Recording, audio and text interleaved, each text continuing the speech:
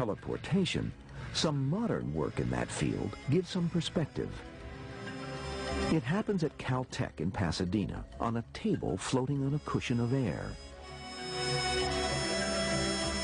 By shooting laser beams through a maze of mirrors, scientists produce an effect called quantum teleportation. It's the realization in miniature of something right out of Star Trek. This is something that is so fantastic at this point in time, scientifically, that it almost is in the realm of science fiction. However, scientists have succeeded only in teleporting subatomic particles called photons. What they don't foresee is how they'll ever be able to teleport any kind of solid object, let alone a 1,200-ton warship. If I take an arbitrary state of 300 particles, quantum particles, just to write down what is that state requires more bits of information than there are particles in the universe. The notion that one could teleport a material system of any sensible size is just, beyond technical capabilities for any foreseeable future. There is one small but intriguing link between teleportation and the story of the Philadelphia experiment. Albert Einstein is said to have masterminded the experiment, and quantum teleportation makes use of a principle that Einstein called spooky action at a distance, which is a mysterious interrelationship between distant objects.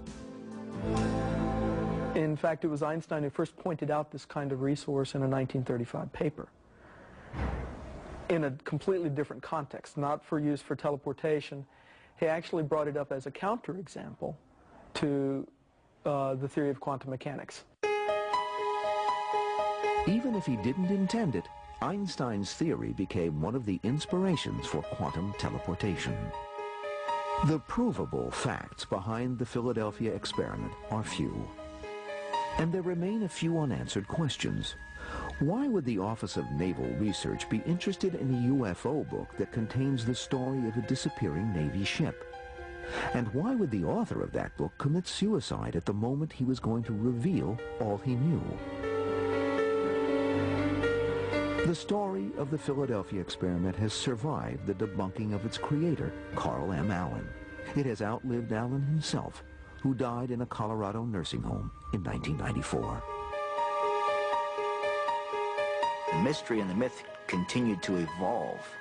What it did do is that the believers began to separate Allen from the myth of his making. They began to extricate the creator from his story, and it began to take other directions. The Philadelphia experiment has become the modern version of the ancient dream of invisibility. In Greek mythology, there is a magic helmet which confers invisibility.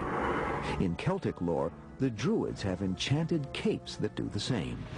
Today, we have a sailor's tall tale of a disappearing warship. It's a story with only a tiny anchor in fact, but deep roots in the imagination. In March 1999, 15 men who once served on the USS Eldridge got together for the first time in more than 50 years. The veterans, now in their 70s and 80s, said they never saw any sign of experimentation and reaffirmed that the ship was never even in Philadelphia. They laughed about the so-called Philadelphia experiment and marveled at how such a far-fetched story took on a life of its own and still refuses to die. Discover more about this and every History's Mysteries topic at HistoryChannel.com. I'm Arthur Kent for the History Channel. Thanks for watching. Tonight on the History Channel, named after the tradition in India of hunting snipe. Small, elusive bird that's hard to find, difficult to stalk. Snipers have evolved from duels in the trenches into a mobile elite task force that strikes with precision and fear into enemy territory. Snipers, tonight at 8 on the History